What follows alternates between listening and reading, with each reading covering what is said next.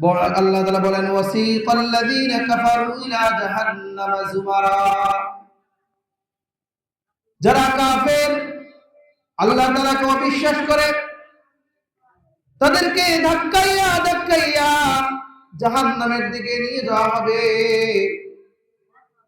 হাত্তা ইযা জাউহা ফুতিহাত আবওয়াবুহা, যখন তাদেরকে জাহান্নামের দরজায় নিয়ে যাওয়া হবে।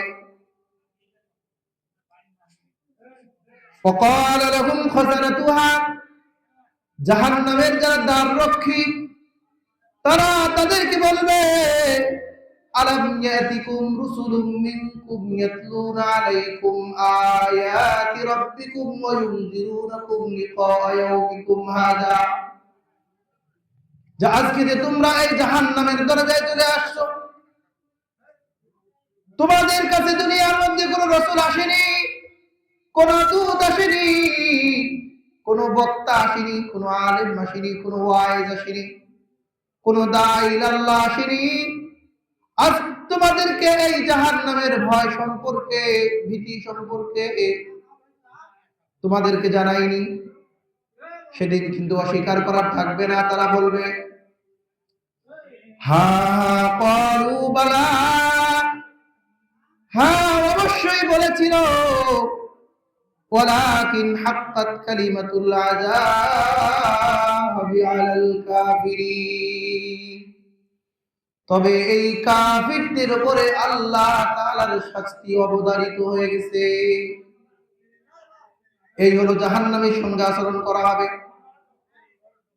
পক্ষান্তরে যারা জান্নাতি হবে,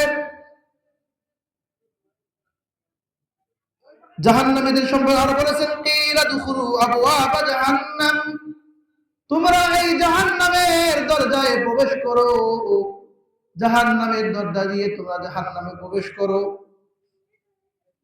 খালিদিনা ফিহা,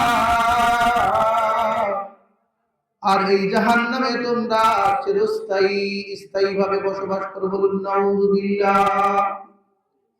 ফাবিসা মাসওয়াল মুতাকাব্বিরিন, আর এই অহংকারীদের স্থান কতই না মন্দ। এদেরকে বলা হলো অহংকারী, কারণ তাদের কাছে ইসলামের বাণী এসেছে, কোরআনের বাণী এসেছে,